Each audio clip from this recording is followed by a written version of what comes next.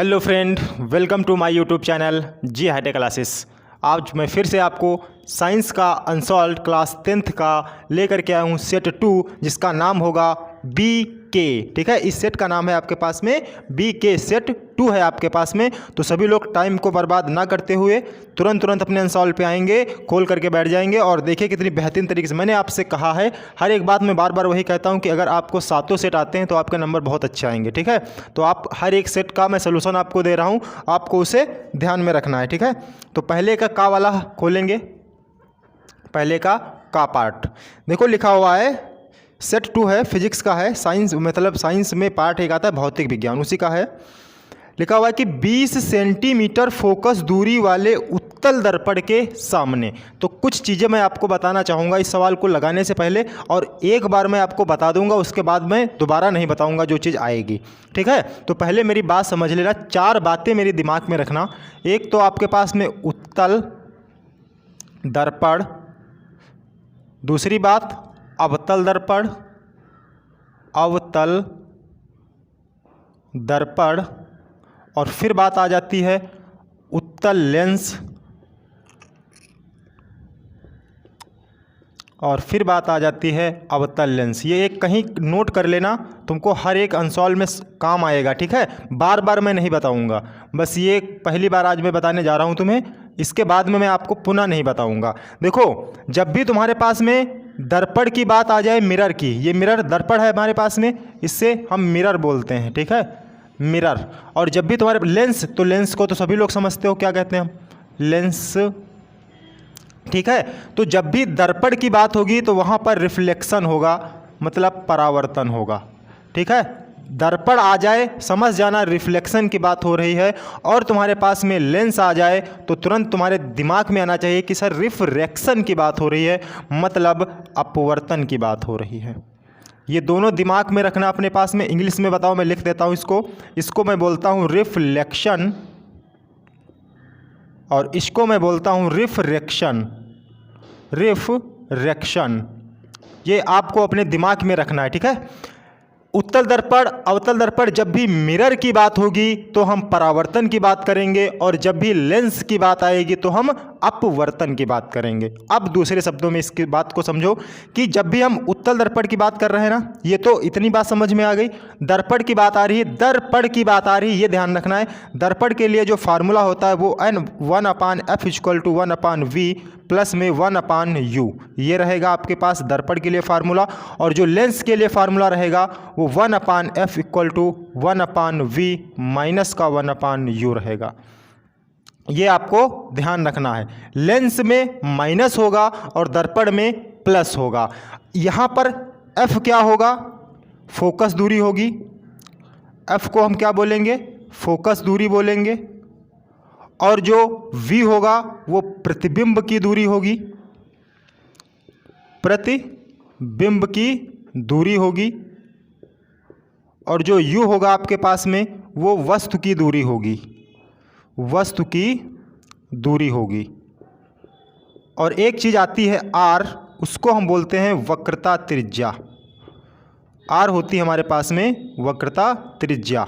ठीक है, वो चाहे इसमें हो और चाहे इसमें हो, दोनों में वही चीज़ होती है, चेंज नहीं होता है। बात आ जाती है आवर्धन की, आवर्धन। ठीक है, इस आवर्धन को तुमको अपने बास में याद रखना है। आवर्धन को हम m से डिनोट करते हैं। वैसे भी आवर्धन का सिर्फ एक ही एक काम होता है कि अगर आपको आवर्धन आता है तो आप वस्तु का आकार, इमेज जो बनती है उसका आप आकार बता सकते हैं। ठीक है, तो आवर्धन m ये होता है माइनस का v/u, ये होता है दर्पण के लिए।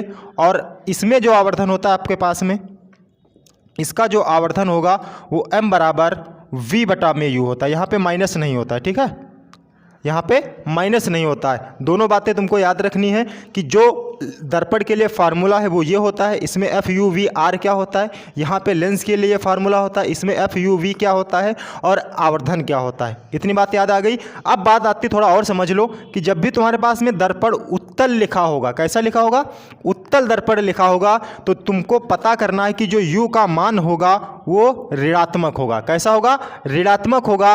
बाकी जो v होगा, f होगा, r होगा, ये सारी दूरियां धनात्मक होंगी।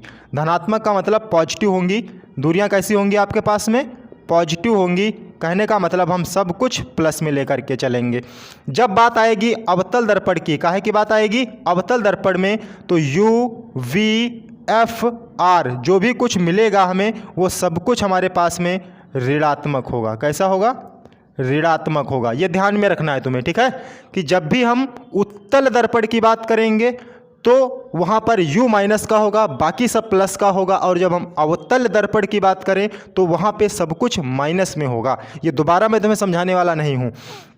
ऐसे तुम्हारे पास में उत्तल लेंस की बात आती है तो उत्तल लेंस में U हमारे पास में नेगेटिव होगा, बाकी V हो, F हो, R हो, कुछ भी तुमको मिलेगा वो पॉजिटिव मिलेगा उत्तल लेंस के लिए। और बात आ जाती है अवतल लेंस के लिए, तो चाहे U हो, चाहे V हो, चाहे F हो, चाहे R हो, ये सब कुछ हमारे पास में धनात्मक हो, सॉरी हाँ ऋणात्मक होगा, ठीक है। इसको धनात्मक नहीं, इसको नेगेटिव बोलेंगे, ठीक है। नेगेटिव चार्ज होगा, सब पे नेगेटिव होगा हमारे पास में, मतलब माइनस होगा। ये दूरियां रहती हैं, ये आपको चिन्ह सहित दर्शानी होंगी, तभी आप न्यूमेरिकल लगा सकते हैं, ठीक है। तो इतनी बात मैंने आपको बता दी, ये बस आपको याद रखना मोटा मोटा, जो भी परावर्तन होगा, अपवर्तन होगा, इतनी बात आपको याद रखनी है। इसके बाद में आपको न्यूमेरिकल में कभी भी कोई दिक्कत नहीं होगी, ठीक। तो इसका आप स्क्रीनशॉट ले लेंगे, अपनी कॉपी में नोट कर लेंगे, बहुत ही बेहतरीन तरीके से ले लीजिए स्क्रीनशॉट। फिर हम आगे बढ़ते हैं आपके पहले के कापे। स्क्रीनशॉट ले लिया सभी ने, गुड। अब आ जाओ आगे अपने क्वेश्चन पे आ जाते हैं। जो भी था थोड़ा सा इरेज करते हैं और फिर हम तुम्हें बताते हैं। अब दोबारा हम बताएंगे नहीं इस चीज़ को, अब क्योंकि पहला क्वेश्चन ही तुम्हारा इसी चीज़ पर डिपेंड था, इसीलिए मैंने तुमको हर एक चीज़ समझा दी है, ठीक। अब दोबारा इसको मुझे समझाना ना पड़े। ये सेट आपका 2 है, फिजिक्स का है। देखो समझो मेरी पूरी बात को। पहले का वाला क्वेश्चन अब आप देखेंगे 25802 कह रहा है कि 20 सेंटीमीटर फोकस दूरी हमको दी गई है 20 सेंटीमीटर। फिर आगे लिखा है 20 सेंटीमीटर फोकस दूरी वाले उत्तल दर्पण। अभी मैंने तुमको समझाया, सारी बात मैंने समझाई तुमको। जब भी उत्तल दर्पण की बात करेगा तो U खाली माइनस का होगा, बाकी सब कैसा होगा, पॉजिटिव होगा, ठीक है। तो उत्तल दर्पण के सामने 20 सेंटीमीटर की दूरी पर स्थित वस्तु स्थित है ना, तो वस्तु की दूरी तुमको दी गई है U बराबर कितना दिया गया है, 20 सेंटीमीटर। और सब लोग बताएंगे कमेंट करके कि 20 सेंटीमीटर उत्तल दर्पण है तो U काहे में होगा, माइनस में। सर अभी आपने समझाया हमको। उसने कहा है कि प्रतिबिंब बनता है, कहाँ पर प्रतिबिंब बनता है, ठीक है। तो प्रतिबिंब बनने के लिए आपको V का मान निकालना होगा। V धनात्मक ऋणात्मक अब डिपेंड करेगा करके। अगर नेगेटिव आता है तो जिधर वस्तु होगी उधर ही बनेगा, अगर पॉजिटिव आता है तो उसके पीछे बन जाएगा। सिंपल सी बात है, निकाल लेते हैं फार्मूले से। अपने फार्मूला लगा दो 1/f = 1/v - 1/u। तो 1/f, f की वैल्यू कितनी है, 20 सेंटीमीटर। V हमको चाहिए, और सॉरी प्लस करना है क्योंकि दर्पण में है। दर्पण के लिए मैंने यही फार्मूला आपको अभी बताया था कि दर्पण होगा तो प्लस में होगा, लेंस होगा तो माइनस में होगा। तो प्लस 1/u, U की वैल्यू कितनी है, माइनस की 20। अब ये माइनस वाली वैल्यू जब तुम इधर उठा करके लाओगे तो पॉजिटिव हो जाएगी। तो 1/20 प्लस में 1/20 = 1/u। इतनी बात समझ में आ गई। अब 20 मुझे लासा मिल जाएगा, हर बराबर तो ऊपर वाली संख्या जुड़ जाती हैं, 1 1 2 हो गया, बराबर में 1/v। 2 से इसको काट देंगे, 10 पे कटेगा, पलट देंगे तो v का मान 10 सेंटीमीटर आया है। और मेरे हिसाब से ये पॉजिटिव आया है। कैसा आया है, पॉजिटिव आया है। अब थोड़ा सा दिमाग लगाओ अपने पास में, थोड़ा सा दिमाग लगाओ कि अगर पॉजिटिव आया है तो जैसे हमारे पास में ये दर्पण होगा, वस्तु इधर रखी होगी, इधर तो माइनस में होती है, और v का मान पॉजिटिव आया है तो मतलब प्रतिबिंब कहीं इसके पीछे बनना होगा, यहाँ बनना होगा। तो आंसर में लिखोगे 10 सेंटीमीटर दर्पण के पीछे। क्या लिखोगे, 10 सेंटीमीटर दर्पण के पीछे। और यही देखो तुम्हारे ऑप्शन में होगा और उसी को तुम्हें टिक कर लेना है। किस किस को ये बात समझ में आ गई। दर्पण के पीछे ऑप्शन नंबर फर्स्ट, 10 सेंटीमीटर दूरी पर दर्पण के पीछे, ऑप्शन नंबर फर्स्ट। अब आगे आ जाओ, थोड़ी सी और बात हम तुमको समझा देते हैं। खा पे बढ़ते हैं, आकर के अपने खा वाले क्वेश्चन पे बढ़ते हैं। अच्छा देखो,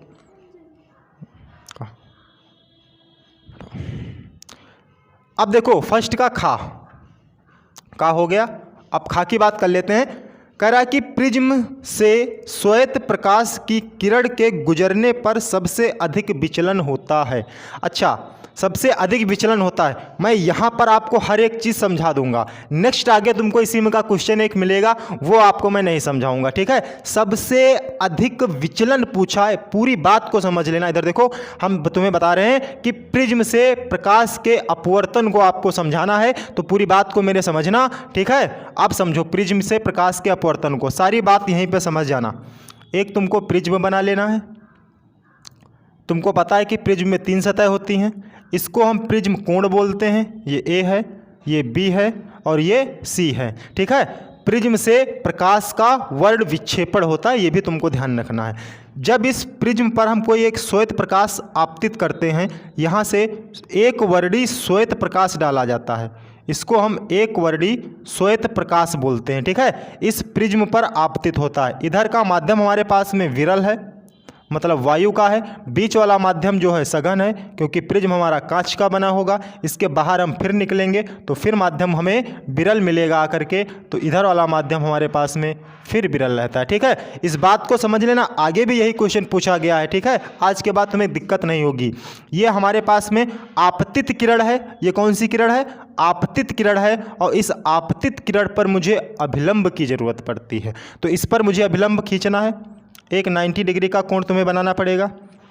अभिलंब बना लिया। अब तुम एक चीज़ मुझे बताओ कि जब कोई प्रकाश की किरण किसी विरल माध्यम से सघन माध्यम में प्रवेश करती है तो उसके साथ में क्या होता है?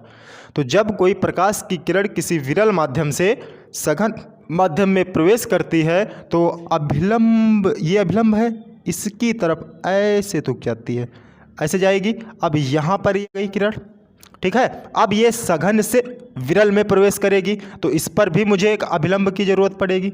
यहाँ पर मुझे एक अभिलंब की ज़रूरत पड़ेगी। अब ये अभिलंब से दूर हटेगी, क्योंकि हम सघन से कहाँ जा रहे हैं? विरल में, तो ये अभिलंब से दूर हट गई जा करके, ठीक है। अच्छा, यहाँ पर एक कंडीशन कुछ ऐसी बनती है, मैं तुमको यहीं पर समझाए दे रहा हूँ। बहुत प्रकाश की किरणें तुम्हारी विक्षेपित होंगी आकर के, ऐसे ऐसे। अभी मैं हर एक चीज़ तुमको पॉइंट टू पॉइंट समझाए दे रहा हूँ, ठीक है। बहुत सी किरणें तुम्हारी ऐसे आएंगी, यहाँ से 3 4 5 6, और एक किरण हम और बना लेते हैं ऐसे, ठीक है। एक होता है VIBGYOR, ये होते हैं 7 कलर। कौन कौन से कलर होते हैं आपके पास में? VIBGYOR, इसको हम बोलते हैं वेबिगौर। क्या बोलते हैं इसको हम? वेबिगौर। इसको नीचे से क्रम रखना है, ये ध्यान रखना है तुम्हें। इसका क्रम कहाँ से रखना है? नीचे से रखना है, वेबिगौर का। अब थोड़ा सा दिमाग लगाओ, अगर इस किरण को कोई डिस्टर्ब नहीं करता तो ये किरण सीधे जाती हमारे पास में, ऐसे जाती सीधे, ठीक है। और ये किरण जो ऐसे गई है, इसको कोई अगर डिस्टर्ब नहीं करता तो ये पीछे ऐसे ऐसे इसको बढ़ा देते तो ये पीछे आती। तो ये इतनी जो कोण ये बना है आकर के, इसको हम डेल्टा बोलते हैं, और यही हमारे पास में होता है विचलन कोण। ये क्वेश्चन आगे आएगा, वहाँ पर हम तुमको समझाएंगे नहीं दोबारा, ठीक है। याद रखना, मैं बोल दूंगा कि पीछे मैंने समझा दिया आपको। ये होता है विचलन कोण। ये हमारे पास में आपतित किरण थी, तो ये कोण था हमारे पास में I, और ये वाला कोण था R, और जो बाहर कोण निकलता है, ये वाला जो कोण बनता है आकर के, इसको हम बोलते हैं निर्गत कोण। कौन सा कोण कहते हैं? निर्गत कोण। ये सारी बातें तुमको याद रखनी है, ठीक। जाओ, ये सारी बातें तुमको याद रखनी है, इसको हम निर्गत कोण बोलते हैं आकर के। अब समझो मेरी बात को। क्वेश्चन ने तुमसे पूछा था कि किस कलर में सबसे अधिक विचलन मिलेगा। ये बात तुमसे कही है कि विचलन सबसे अधिक किस में होगा, ठीक है। तो विचलन को समझो, सबसे अधिक किस में होगा। अब एक चीज़ सोचो जरा कि सबसे नीचे किरण कौन सी आई है? वायलेट आया है तुम्हारे पास में सबसे नीचे, और सबसे ऊपर कौन सा है? रेड कलर है। तो इनसे देखो इतना विचलन बन रहा है, इतना विचलन है कि नहीं है? सबसे ज़्यादा विचलन पूछा है, तो सबसे ज़्यादा विचलन तुम्हारा किस कलर में होगा? बैंगनी कलर में, बैंगनी, ठीक है। विचलन सबसे ज़्यादा, मैं कुछ बातें यहाँ पर लिखूँगा, वो याद रखना है। विचलन सबसे ज़्यादा, याद रखना, विचलन सबसे ज़्यादा बैंगनी कलर में होता है। अगर तुमसे क्वेश्चन पूछ ले कि सबसे कम विचलन किस में होगा, सबसे कम विचलन तो सबसे कम विचलन होगा। ऊपर वाली किरण कौन सी है? लाल। तो लाल कलर में सबसे कम विचलन होगा, क्योंकि सबसे नीचे V है तो विचलन यहाँ से देखो इतनी ये विचलित हो गई है। तो बैंगनी कलर, और सबसे कम विचलित कौन हुई है? लाल कलर। तो लाल कलर सबसे कम विचलन है, सबसे अधिक विचलन है तुम्हारा बैंगनी कलर में। क्वेश्चन तुमसे उल्टा पूछेगा घुमा करके कि सबसे ज़्यादा तरंग दैर्ध्य किसकी होती है।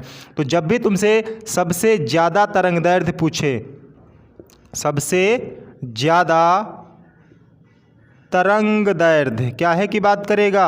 तरंग दैर्ध्य की बात करेगा, तो तुम टिक करोगे लाल कलर में। और सबसे कम पूछेगा तरंग दैर्ध्य, सबसे कम तरंग दैर्ध्य। 4 क्वेश्चन मैंने तुम्हारे यहाँ पे क्लियर किए हैं।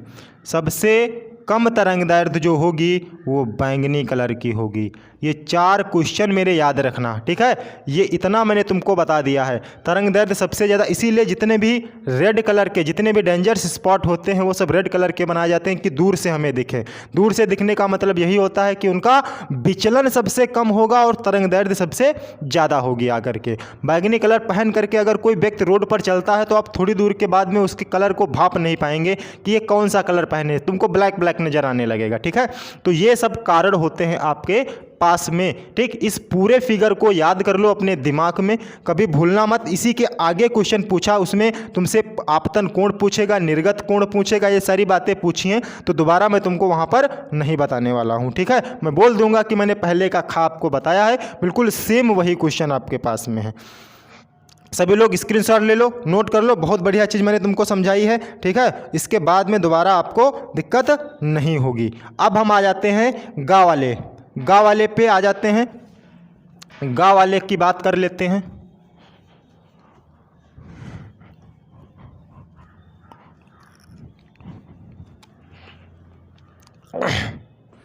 गा वाले पार्ट पे आओ। पहले का जो गा पार्ट दिया गया है, कह रहा है कि विद्युत जनित्र में रूपांतरण होता है। विद्युत जनित्र, जो विद्युत जनित्र आपके पास में है वो किसका रूपांतरण करता है? तो यांत्रिक ऊर्जा का विद्युत ऊर्जा में कन्वर्ट करता है। क्या है में लिखोगे कि यांत्रिक, विद्युत जनित्र जो है वो यांत्रिक ऊर्जा को विद्युत ऊर्जा में बदलता है। किस में बदलेगा? विद्युत ऊर्जा में। क्वेश्चन आएगा तो मैं कहीं बता दूंगा तुमको कि कैसे क्या होता है। इसका पूरा कार्यविधि और सिद्धांत, प्रिंसिपल, हर एक चीज़ मैं तुम्हें समझा दूंगा, ठीक है। अभी तक तुम सिर्फ इतना याद कर लो। नेक्स्ट क्वेश्चन देखो तुम्हारे पास में क्या है। घा वाला कह रहा है कि 220 वोल्ट 100 वाट किसी बल्ब को आप लेने जाते हैं तो उसके पीछे देखो लिखा होता है पेंदी पर कि 220 वोल्ट 100 वाट के विद्युत बल्ब के तंतु का प्रतिरोध होगा।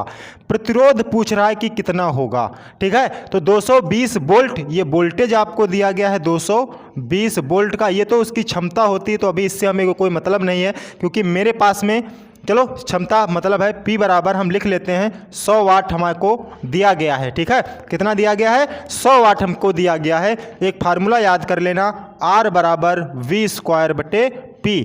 V का मान 220 वोल्ट है, तो 220 गुणे 220 और बटे में P का मान हमको 100 दिया गया। 0 से 0 खत्म होगा, 0 से 0 खत्म होगा, तो R का मान जब 22 और 22 की गुणा आप कराएंगे तो 484 ओम बन जाएगा। और यही आपका हो गया आंसर, ठीक। किस किस को ये बात समझ में आ गई है?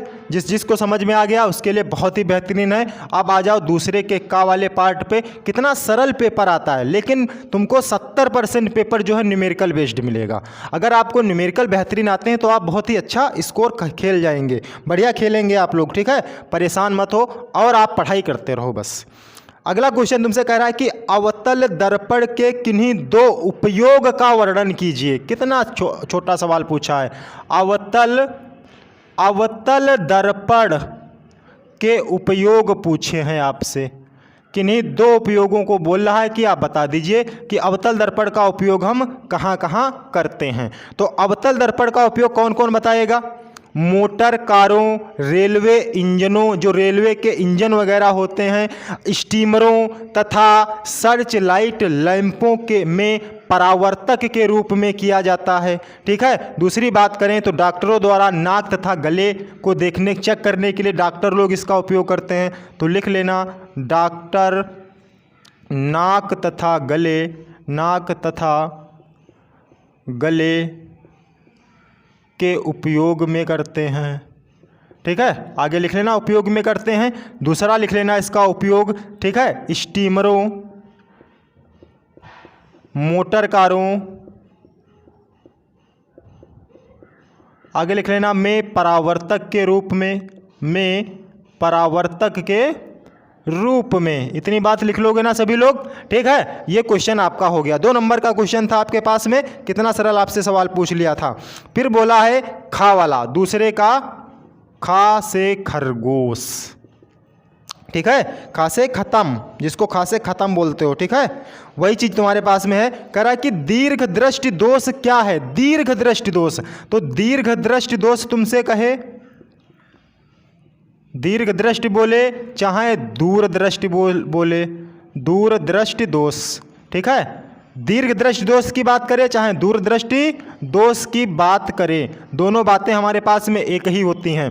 तो दीर्घ दृष्टि दोष और दूरदृष्टि दोष क्या होता है? कौन समझाएगा दीर्घ दृष्टि दोष और दूरदृष्टि दोष? तो दूरदृष्टि दोष है, तो दूरदृष्टि दोष जब मनुष्य में होता है तो दूर की वस्तुएं उसे नहीं दिखाई देती हैं, बट पास की वस्तुएं उसे स्पष्ट नजर आती हैं।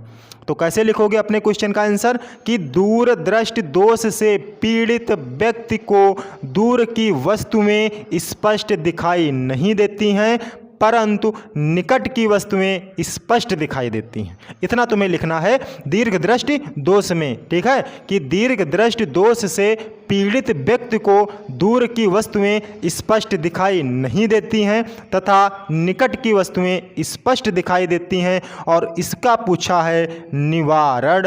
अगर तुमने मेरी पहली वाली क्लास देखी होगी तो वहाँ पर भी तुमसे पूछा था कि कैसे, मैंने एक तुमको शॉर्टकट तरीका बताया था। हमेशा याद रखना कि जब भी कहे दूर दृष्टि दोष है तो दूर जाओ किसी को बोलते हैं कि दूर चले जाओ मुझसे, दूर जाओ। ठीक है, तो दूर जाओ तो ऊ निकलता है, तो दूर जाओ में हम उत्तल लेंस का प्रयोग करते हैं, दूर जाओ। और जब भी तुम्हारी आंखों में निकट दृष्टि दोष हो और उसका निवारण पूछ ले तो किसी को तुम निकट बुलाते हो कि बेटा निकट आओ, निकट आओ। तो आओ निकलता है तो हम अवतल लेंस का प्रयोग करते हैं। ठीक है, अवतल लेंस का प्रयोग करते हैं।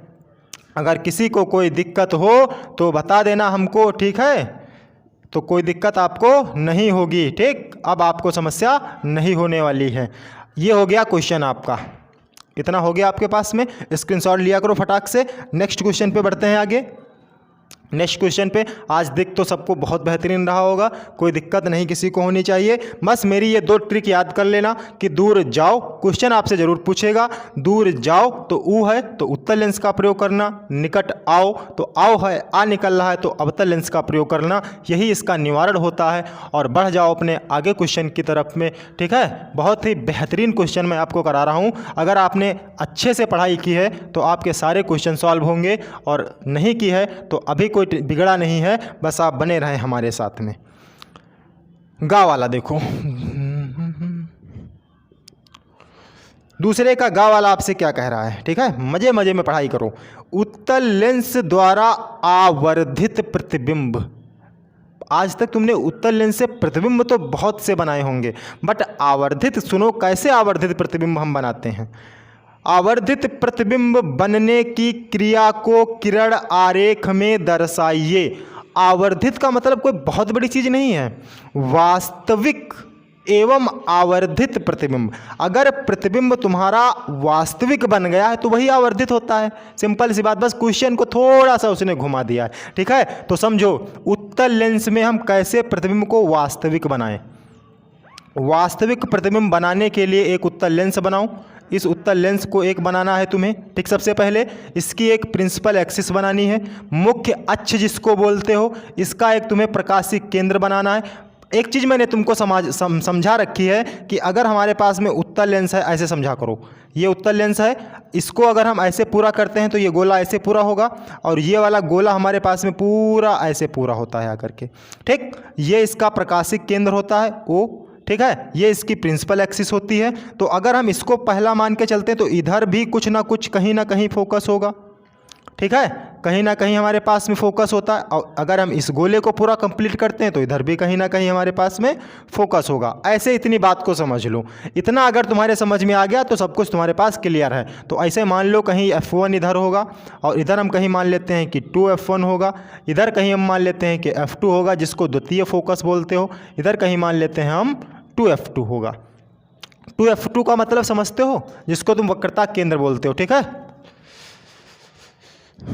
2F2 वक्रता केंद्र, 2F की बात मैं कर रहा हूँ, R, तो यहाँ से जब तुम F का मान निकालते हो तभी तो R/2 रखते हो आकर के। क्या है, कोई समस्या है? अब देखो वास्तविक प्रतिबिंब तुम्हें बनाना है। कैसा प्रतिबिंब बनाना है? वास्तविक प्रतिबिंब बनाना है। तो इसके लिए वस्तु को तुम्हें फोकस, द्वितीय फोकस और प्रथम फोकस, द्वितीय फोकस की बात नहीं करेंगे हम, 2F1 तथा F1 के बीच में कहीं वस्तु को तुम्हें रख देना है। ये मैंने वस्तु रख दी A और B। ये क्या रखी है हमारे पास में? वस्तु रखी गई है। तुमको बताया है कि प्रतिबिंब बनाने के लिए हम किन्हीं 2 किरणों की आवश्यकता होती है। हमें 2 किरण तुमको लेकर के चलनी है। पहली किरण मुख्य अक्ष के समांतर, जो किरण मुख्य अक्ष के समांतर है वो द्वितीय फोकस से होकर के गुजर जाती है, उसको द्वितीय फोकस से निकाल देना है। इतनी बात समझ में आ गई। और एक किरण को तुम्हें वक्रता केंद्र से होकर के गुजारना है। जो प्रकाश की किरण वक्रता केंद्र से होकर के जाती है वो उसी माध्यम में वापस लौट जाती है और ये इसका कहीं ना कहीं प्रतिबिंब बनाएगी। और जहाँ पर इसका प्रतिबिंब बनाएगी आकर के, उसी को हम बोलते हैं वास्तविक प्रतिबिंब। कहीं मुझे किरणों के साथ में कोई ज़बरदस्ती करना पड़ा? नहीं करना पड़ा। कोई ज़बरदस्ती करनी पड़ी? नहीं करनी पड़ी। तो हम लिखेंगे यहाँ पर वास्तविक एवं आवर्धित प्रतिबिंब। वास्तविक एवं आवर्धित प्रतिबिंब, ठीक है। अब यहाँ पर अवास्तविक एवं आवर्धित प्रतिबिंब के लिए आगे अच्छा बात कर लेते हैं। तो यहाँ पर अगर तुमसे कोई पूछता है कि वस्तु तुमने कहाँ रखी थी, तो वस्तु 2F1 व F1 के बीच थी। 2F1 व F1 के बीच थी, ठीक है। तो प्रतिबिंब की स्थिति तुमसे पूछ ले तो प्रतिबिंब भी तुम्हारा F2 व 2F1 के कहीं बीच में बनेगा आकर के, ठीक है।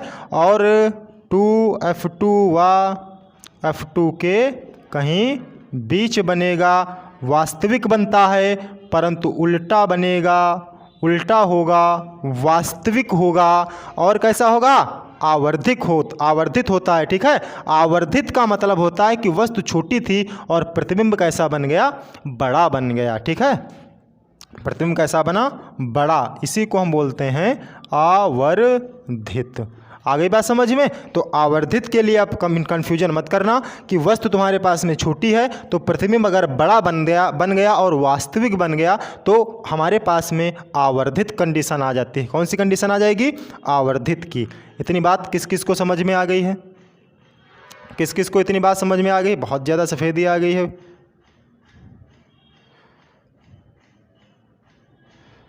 लाइट का फोकस कुछ ज़्यादा ही हो गया हमको लग रहा है ना, सफ़ेदी लग रही है तुम लोगों को। चलो दिख तो बेहतरीन सा रहा है। इधर देख लेते हैं इस साइड में, ठीक है। नेक्स्ट क्वेश्चन पे बात कर लेते हैं। ये तो हो गए तुम्हारे पास में। अब आ जाओ तीसरे के का में, ठीक है। तीसरे का बात करते हैं हम। कह रहा कि 2 ओम, 3 ओम तथा 4 ओम के प्रतिरोधों को समांतर क्रम में जोड़ा जाता है। इस संयोजन में 24 वोल्ट की बैटरी से जोड़ा जाता है। बैटरी से संयोजन में प्रवाहित धारा की गणना कीजिए। 4 नंबर का तुमसे सवाल पूछा है। समांतर क्रम में, पहली चीज़ तो समांतर क्रम में जोड़ रहा है तो सबको तुम्हें समांतर क्रम में जोड़ देना है। किस में जोड़ देना है? समांतर क्रम में जोड़ देना है सबको। तो समांतर क्रम के लिए तुम लोग सभी लोग जानते हो, समांतर क्रम में जोड़ दो सबको, ठीक है। और इसको एक बैटरी के साथ में जोड़ देते हैं और इस बैटरी का मान उसने दे रखा है 24 वोल्ट। कितना दे रखा है? 24 वोल्ट दे रखा है। प्रतिरोध के मान दे रखे हैं तुमको। एक प्रतिरोध है 2 ओम, एक प्रतिरोध है 3 ओम और एक प्रतिरोध है 4 ओम। तुमको धारा पता है कि हमेशा प्लस से माइनस की तरफ जाती है। धारा यहाँ जाएगी, धारा बट जाएगी और जब धारा बटती है तुम्हारे पास में तो वो क्रम हो जाता है समांतर क्रम। धारा अगर बढ़ना स्टार्ट कर दे तो समांतर क्रम की कंडीशन आ जाती है।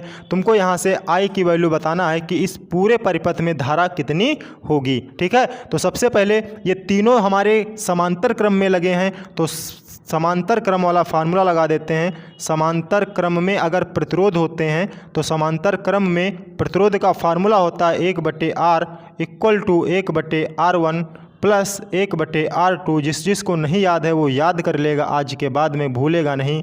तो 1/R equal to 1/R1। R1 की वैल्यू हमें 2 दी गई है, R2 की वैल्यू हमें 3 दी गई है, R3 की वैल्यू हमें 4 दी गई है। तो 1/R इक्वल टू लासा ले लोगे तो 4 3 12 मिलेगा, 2 6 काटोगे तो 6 बचेगा, 3 से 4 को काटोगे तो 4 बचेगा, 4 से 3 पे कटेगा तो 3 बचेगा। तो 1/R इक्वल टू 6 4 10 3 13 आ जाएगा और ये 13/12 हो जाएगा। इसको पलटोगे तो R का मान निकल के आ जाएगा 12/13 ओम। ये तुल्य प्रतिरोध निकल के आया है।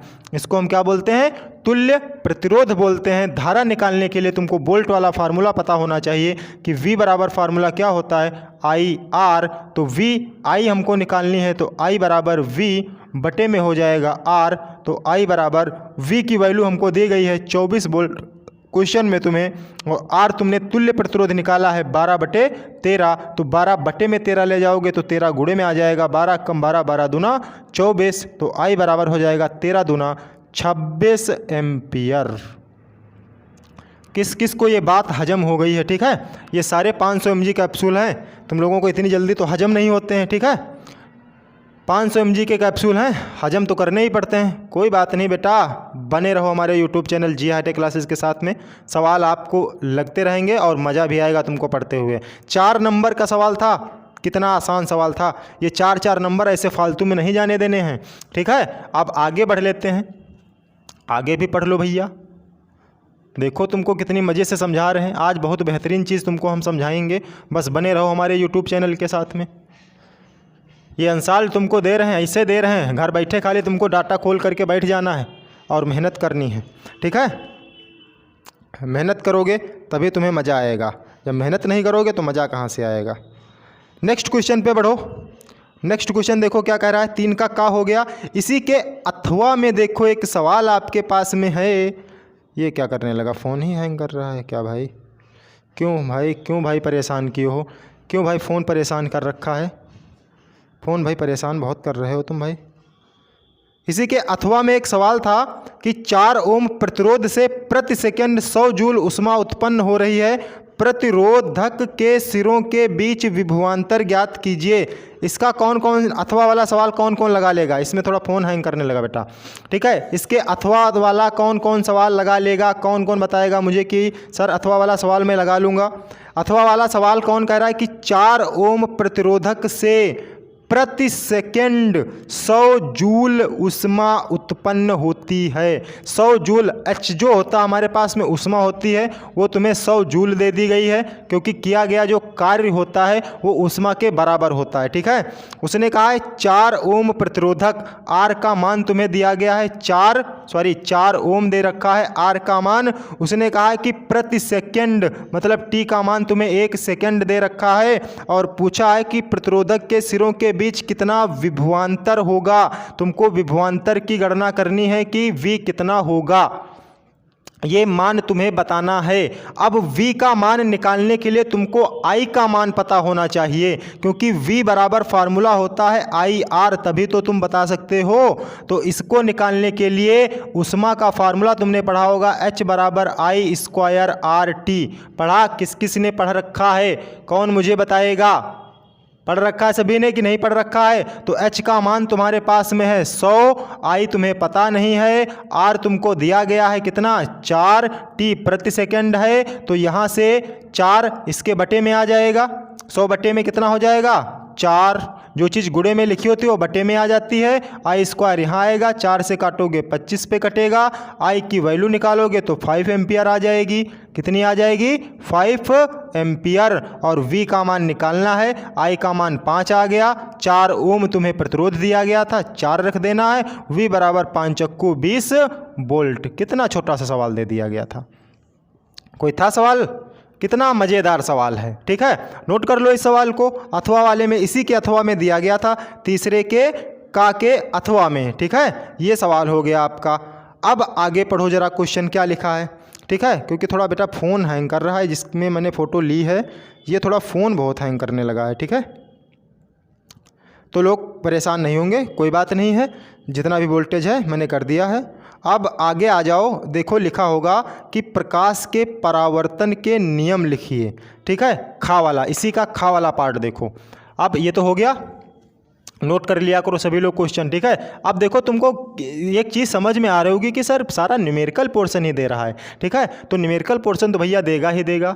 तीसरे का खा वाला, उसका मन है, पेपर तुमसे कराएगा। 70% मैंने अभी बता दिया तुमको, 100% की कोई चीज़ है तो उसमें 70% तुमको न्यूमेरिकल ठोक देगा, और वो न्यूमेरिकल तुमको करने होंगे। आगे आ जाओ, देखो तीसरे के खा वाले पे क्या कह रहा है, प्रकाश के परावर्तन के नियम लिखिए। कौन, ये तो मैं बताने वाला नहीं हूँ। प्रकाश के परावर्तन के नियम, और अगर ये किसी को आते भी नहीं है तो तुम्हें आता भी कुछ नहीं है। प्रकाश के परावर्तन के नियम, जब तुमको इतनी छोटी सी चीज़ नहीं आ रही होगी तो क्या तुम्हें आएगा, किसी को कुछ नहीं समझ में आएगा, ठीक है। तो इस बात को समझ लो। अच्छा, प्रकाश के परावर्तन के नियम को हम समझा देते हैं तुम्हें। तो पहले तुमको नियम समझने के लिए थोड़ा सा फिगर समझना पड़ेगा। ये हमारे पास में एक समतल पृष्ठ है। कैसा पृष्ठ है, समतल पृष्ठ है। जब इस पर कोई प्रकाश की किरण आपतित होती है तो इस आपतन बिंदु पर मुझे अभिलंब की ज़रूरत पड़ती है। मैं अभिलंब एक बना लेता हूँ, तो जितने एंगल से कोई किरण आपतित होती है उतने ही एंगल से वो किरण परावर्तित भी हो जाती है। तो ये एंगल आई है, ये एंगल आर है। तो इसका पहला नियम तुमको यही लिखना है कि ये है आपतित किरण, इसको हम बोलेंगे आपतित किरण, ठीक है। और इसको हम बोलेंगे अपवर्तित किरण। अपवर्तित नहीं बोलेंगे, परावर्तित बोलेंगे, ठीक है।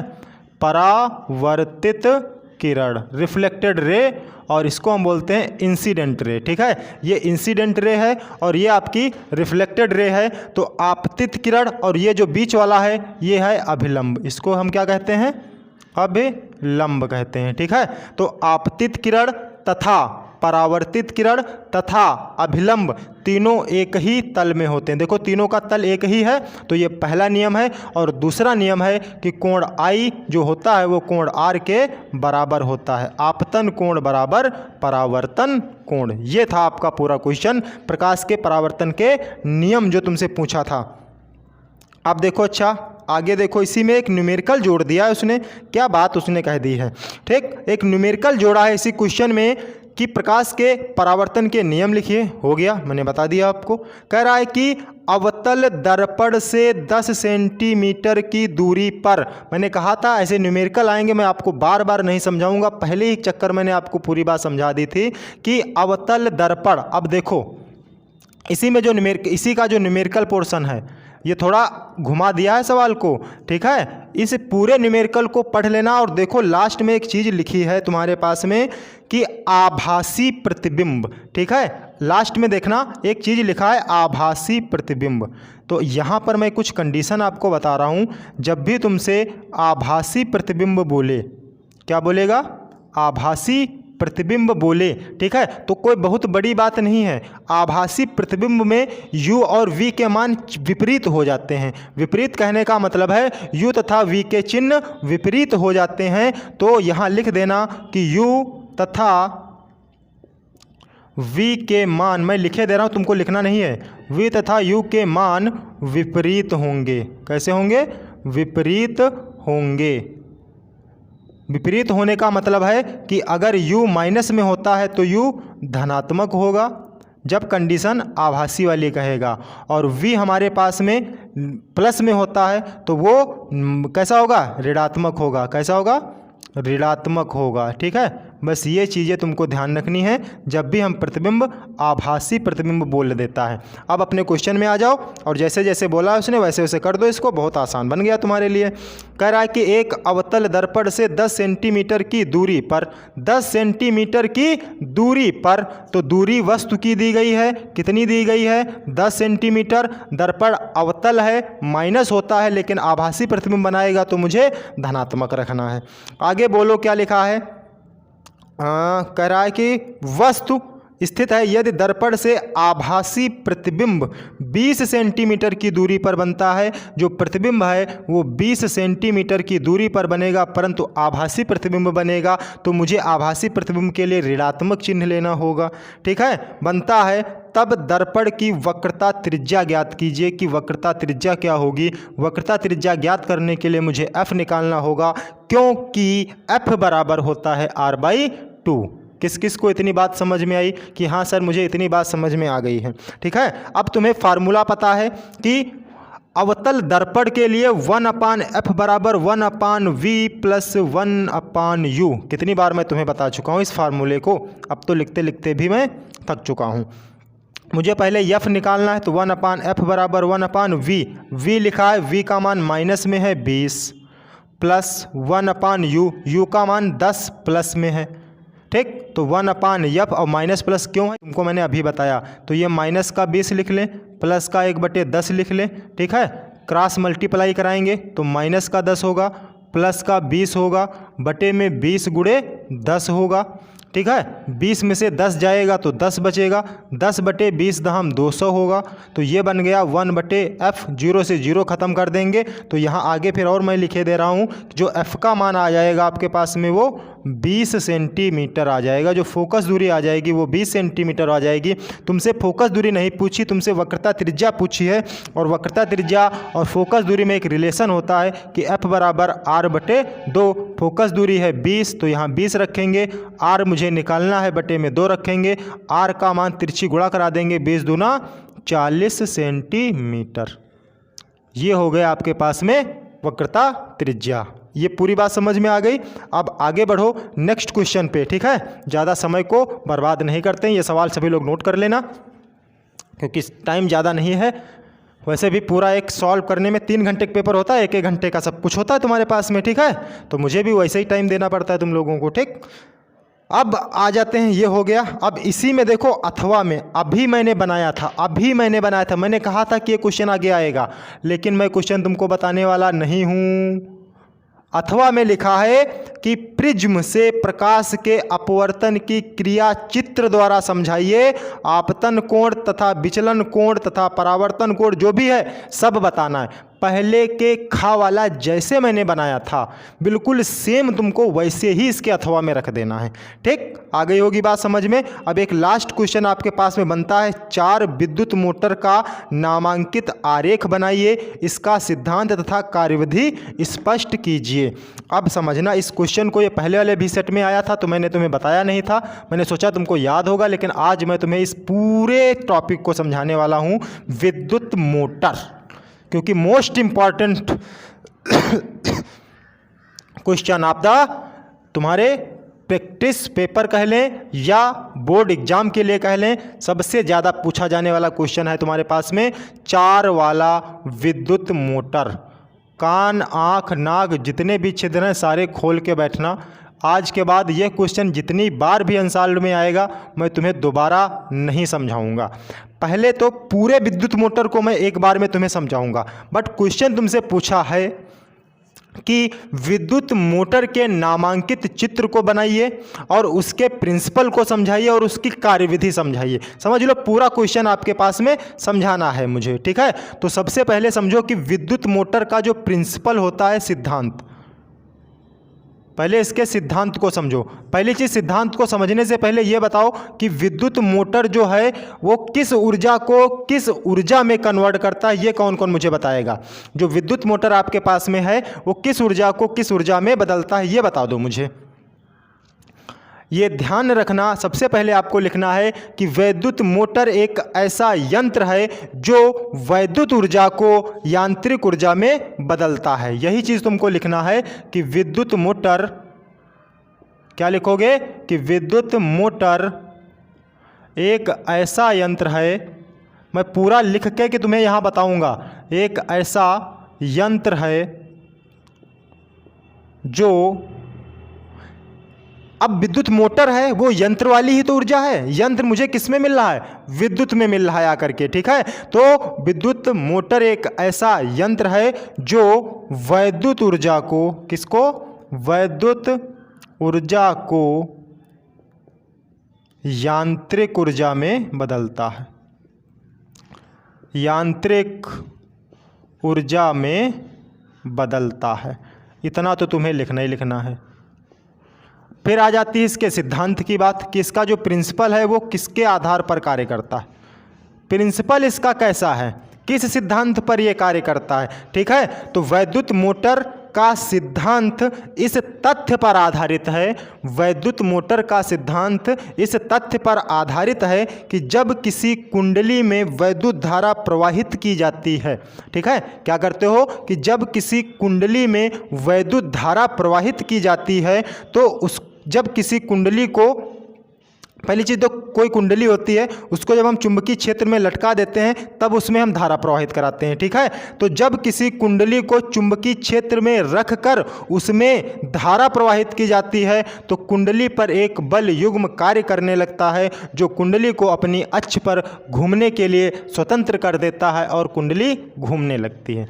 ये था विद्युत मोटर का सिद्धांत। बताओ तो लिख करके बताएं या ऐसे समझ में आएगा। ठीक है, तो लिखना इसमें सिद्धांत में कि जब किसी कुंडली को, हम लिखे दे रहे हैं यहाँ पे, जब किसी कुंडली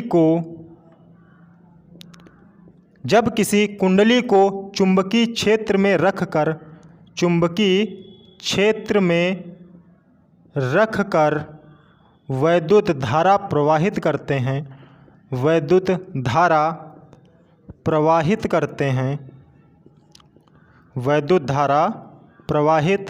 करते हैं तो उस पर एक बल युग्म कार्य करता है, उस पर एक बल युग्म कार्य करता है, बल युग्म कार्य करता है जो कुंडली को घूमने के लिए स्वतंत्र करता है, जो कुंडली को घूमने के लिए स्वतंत्र करता है। अतः कुंडली अपनी अक्ष पर घूमने लगती है।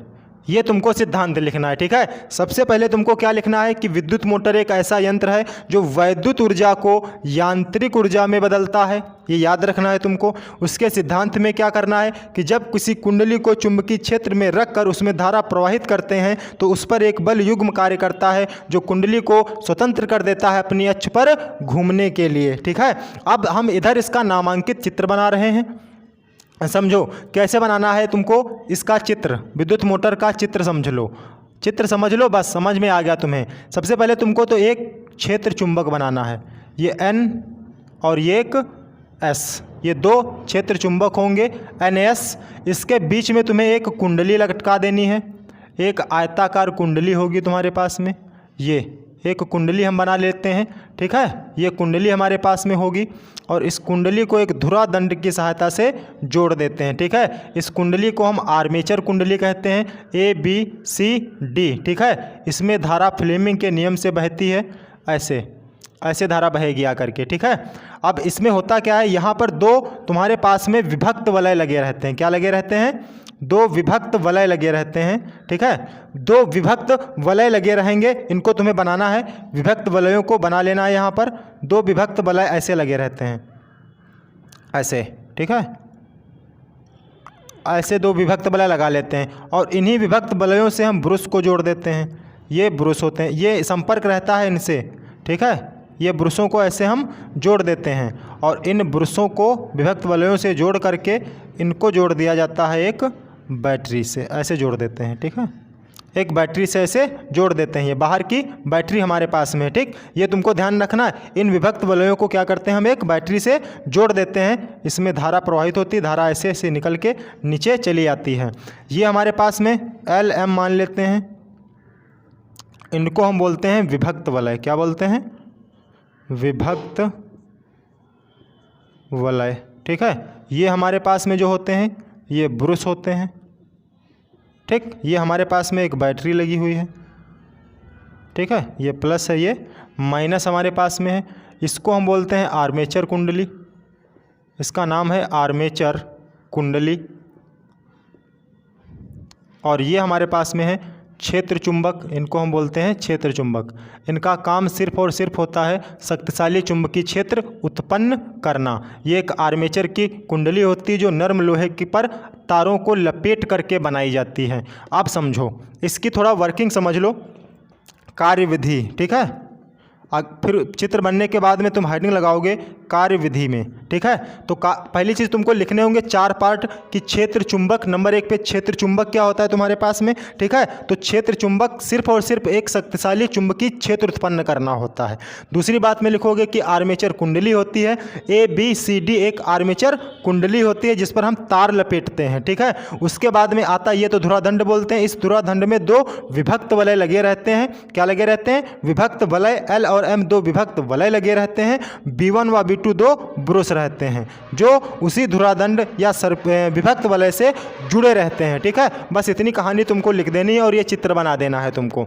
अब एक चीज़ तुमको समझाएं, अगर कहो तो तुमको समझा दें हम, कि आखिर तुम लिखते हो कि जब भी हम थोड़ा वर्किंग में अगर हम बात करते हैं कि जब इसको हम बैटरी से जोड़ देते हैं, जब बैटरी से कुंडली, इस बैटरी से जब हम इस कुंडली में धारा क्या करते हैं? प्रवाहित करते हैं, ठीक है। वर्किंग को समझना, फिर अभी समझा देंगे कि इस पर 2 बल कार्य कैसे करते हैं, ठीक है। जब इस बैटरी से हम इस कुंडली में क्या करते हैं? धारा प्रवाहित करते हैं, ठीक है। तो फ्लेमिंग के बाएं हाथ के नियम से, किसके? फ्लेमिंग के बाएं हाथ के नियम से कुंडली की भुजाओं में, ठीक है, कुंडली की भुजाएं AB तथा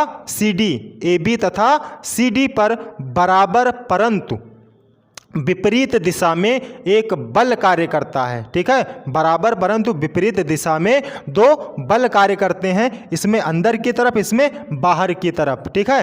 तो अब एक बल अंदर की तरफ होगा, एक बल बाहर की तरफ होगा। तो कुंडली पर 2 बल कार्य करते हैं जो एक बल युग्म का निर्माण कर लेते हैं। किसका निर्माण कर लेते हैं? बल युग्म का निर्माण कर लेते हैं, ठीक है। निर्माण करते हैं जिससे कुंडली अपनी दिशा में, वामावर्त दिशा में घूमने के लिए क्या हो जाती है? तत्पर हो जाती है और कुंडली घूमने लगती है। इस विभक्त वलयों की मदद से धारा की दिशा बदलती रहती है। प्रत्येक आधे चक्कर में कुंडली की धारा बदल जाती है, क्योंकि ये विभक्त वलय जो होते हैं साथ साथ में उसके घूम जाते हैं। ये साथ में घूमेंगे तो धारा की दिशा क्या हो जाएगी? बदल जाती है, ठीक है। कार्य करके अर्थात कुंडली एक क्या हो जाती है? तुम्हारे पास में दिशा में घूमती रहती है। ये तुमको वर्किंग लिखनी है इसकी। आप समझो, एक बात तुमको समझाएं, एक फार्मूला तुम लोगों ने पढ़ा होगा, F बराबर IBL साइन थीटा। जब अधिकतम बल होता है हमारे पास में तब साइन थीटा होते हैं। वैसे यहाँ से ही हम दिशा निकाल लेते हैं, F बराबर L क्रॉस B, ठीक है, क्योंकि इस I को इस L के बराबर मान लिया जाता है। अब मेरी बात को समझना, मान लो कि ये A है, ये B है, तो ये भी A होगी और ये भी B होगी। कैसे हम बल युग्म बनाते हैं इस बात को समझो मेरी। सबसे पहले तुम AB में निकालो बल, ठीक है। अगर हम बल AB में निकालते हैं, A और B में, ठीक है, तो समझो चुंबकीय क्षेत्र तुम्हारा ऐसे है, सामने की तरफ। सामने की तरफ क्या है? चुंबकीय क्षेत्र। चुंबकीय क्षेत्र कहाँ है? सामने की तरफ। समझने की कोशिश करना कि जैसे तुम्हारे पास में ये मैंने फ़ोन लिया है, ठीक है। इस फ़ोन, ये तुम्हारे पास में एक कुंडली है, ये कुंडली है तुम्हारे पास में, आयताकार है आयताकार है तुम्हारे पास में ये कुंडली आयताकार है तुम्हारे पास में। अब सामने की तरफ चुंबकीय क्षेत्र है, यहाँ ये सामने की, ये कुंडली है, ये सामने की तरफ चुंबकीय क्षेत्र है। तो इस कुंडली और इस चुंबकीय क्षेत्र के बीच में ये वाला एंगल देखो, एंगल कितने डिग्री का है? 90 डिग्री का है। तो जो ये वाला एंगल तुमको दिख रहा है वो 90 डिग्री का दिख रहा है। मान डाल के देखो ज़रा, इसी वाले फार्मूले में I तो I ही रहेगा, B चुंबकीय क्षेत्र है और जो L की लंबाई तुमने मान रखी है वो यहाँ से लेकर के यहाँ तक A मान रखी है, और इंटू में साइन 90, क्योंकि लंबवत है, चुंबकीय क्षेत्र उधर है, कुंडली ऐसे है, तो इनके बीच में कोण 90 डिग्री का है। तो F बराबर AB इक्वल टू IBA, और ये समय का तो मान 1 होता है। तो ये फर्स्ट बात आ जाती है। मतलब तुमको ये चीज़ पता चल रही है कि इस पर एक बल कार्य कर रहा है, जो उस बल का नाम है FAB पर IBA। अब मेन चीज़ होती है कि इसमें दिशा निकालने के लिए कि कैसे हम पता करें कि दिशा इसकी कहाँ होगी। तो कुछ नहीं करना होता है, अपने जो हमारे पास में दायां हाथ है इसको इस प्रकार से फैलाओ। ये उंगलियां जो हैं ये वाली, ये जिधर तुम्हारी धारा प्रवाहित हो रही है उस दिशा में रखनी है। और सामने चुंबकीय क्षेत्र कहाँ है? सामने की तरफ। ये सामने की तरफ चुंबकीय क्षेत्र है, ये धारा की दिशा है। सामने की तरफ चुंबकीय क्षेत्र है तो धारा की तरफ उंगलियां करके ले जाओ और चुंबकीय क्षेत्र की तरफ मोड़ो। फिर समझो, धारा की दिशा में उंगलियां चुंबकीय क्षेत्र की दिशा में मोड़ेंगे, धारा की तरफ उंगलियां जिधर चुंबकीय क्षेत्र है उधर मोड़ो। अंगूठा तुम्हें बताएगा बल, तो अंगूठा कहाँ है? अंदर की तरफ है, तो इस पर जो एक बल कार्य कर रहा है वो अंदर की तरफ कार्य कर रहा है, FAB। इतनी बात समझ में आ गई? अब समझो यहाँ से लेकर के यहाँ तक। अब देखो, चुंबकीय क्षेत्र इधर है, चुंबकीय क्षेत्र की दिशा इधर है और ये कुंडली की दिशा भी इधर है। दोनों एक दूसरे के क्या हैं? समांतर हैं। दोनों एक दूसरे के समांतर हैं तो साइन का मान रखोगे थीटा 0, तो साइन 0 0 हो जाएगा, मतलब इस पर कोई भी बल कार्य नहीं करेगा। अब आ जाओ, हम यहाँ से लेकर के यहाँ तक बात कर लेते हैं, FCD। ठीक है, धारा कितनी प्रवाहित हो रही है? I एम्पियर की। चुंबकीय क्षेत्र B है और लंबाई क्या में है? A ही तो है हमारे पास में। अब साइन बात आती है थीटा की, फिर वही बात, ये नीचे की तरफ धारा है, ये चुंबकीय क्षेत्र है, इनके बीच में एंगल कितना है? 90 डिग्री का, तो साइन 90। ठीक है, तो FCD इक्वल टू IBA, क्योंकि साइन 90 का मान 0 हो जाता है। ये समीकरण नंबर 2, मतलब इस कुंडली पर भी काम करेगा करके। अब फिर वही बात आती तुम्हारे पास में, हाथ वही रखना, हाथ को मत घुमा देना। अब इस पे बल तो देखें कहाँ पे लगेगा करके, तो धारा जिधर है हमारे पास में, धारा नीचे की तरफ बह रही है, तो धारा जिधर बहती है उधर तुम्हें क्या करना है? नीचे ये उंगलियां तुम्हें धारा की दिशा में करनी है। उंगलियां धारा की दिशा में कर दो। जहाँ चुंबकीय क्षेत्र होगा, चुंबकीय क्षेत्र सामने है तो धारा की दिशा में उंगलियां चुंबकीय क्षेत्र की दिशा में घुमाओ। अंगूठा तुम्हें बताएगा बल की दिशा। तो अब देखो, धारा की दिशा नीचे की तरफ, उंगलियां नीचे की तरफ, चुंबकीय क्षेत्र की दिशा में घुमाए और अंगूठा बाहर की तरफ आ रहा है, मतलब इस पर जो एक बल कार्य कर रहा है वो कहाँ कार्य कर रहा है? FCD, बाहर की तरफ। अब तुमको समझ में आ गया होगा कि सर ये हमारे पास में थी आयताकार कुंडली, ये थी आयताकार कुंडली। ठीक है, अब इस पर एक बल ये ऐसे कार्य कर रहा है अंदर की तरफ, ये वाला अंदर की तरफ और ये वाला बाहर की तरफ, ऐसे बल कार्य कर रहे हैं दोनों। अब दोनों बल देखो, FCD जो काम कर रहा है इस पर और FAB ये वाला, देखो दोनों बल, IBA ये भी है, IBA ये भी है, दोनों बल देखो परिमाण में बराबर हैं। परिमाण में तो बराबर है दोनों बल, परंतु दिशा में देखो बेटा, एक की दिशा अंदर है, एक की दिशा बाहर है। ये दोनों बल परिमाण में तो बराबर हैं परंतु इनकी दिशाएं क्या हैं? विपरीत हैं। और दिशा विपरीत होने के साथ साथ पर इस पर एक बल युग्म कार्य करता है जो इस कुंडली को प्रेरित करता है घुमाने के लिए, और ये कुंडली अपनी अक्ष पर ऐसे घूमना स्टार्ट कर देती है।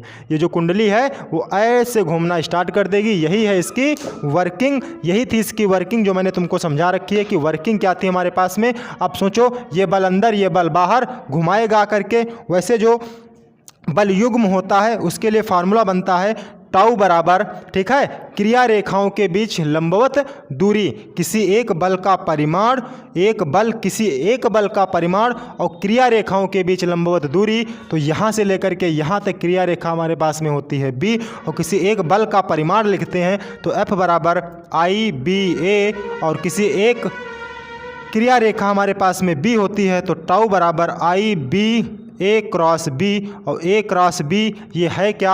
आयताकार कुंडली है, लंबाई गुणे चौड़ाई उसका क्षेत्रफल होता है, तो टाउ बराबर IBA, और यही वो एक बल युग्म होता है जिसे हम टाउ से प्रदर्शित करते हैं।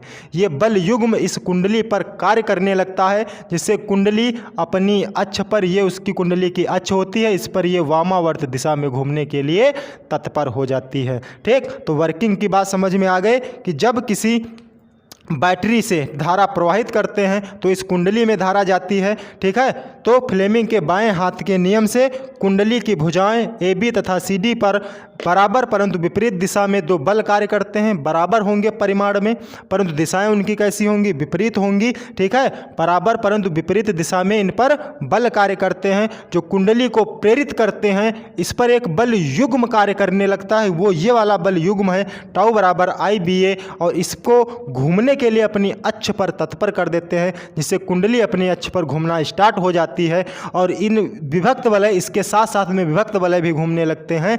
जो ब्रुश इसके संपर्क में रहते हैं तो ये घूम करके जब इधर आएगा तो ये ब्रुश इधर आ जाएगा, ब्रुश अपनी जगह पे लगे रहते हैं, बस विभक्त वलय की दिशा बदलती रहती है। तो कुंडली भी रोटेट हुआ करती है और हर बार में, हर आधे चक्कर में धारा की दिशा भी फॉरवर्डिंग होती रहेगी। किस किस को ये चीज़ समझ में आ गई? पूरा अंशाल आपके पास में कंप्लीट हो गया। इसमें एक क्वेश्चन आपका रह गया, टाइम बहुत ज़्यादा हो गया है, कि वो है आपके पास विद्युत चुंबकीय प्रेरण के नियम। वो आपको कहीं दूर नहीं जाना है, इसी चैनल पे जाना और हमारे चैनल पर देख लेना जा करके। इंटर में एक वीडियो बना पड़ा होगा कि विद्युत चुंबकीय प्रेरण क्या होता है, ठीक है।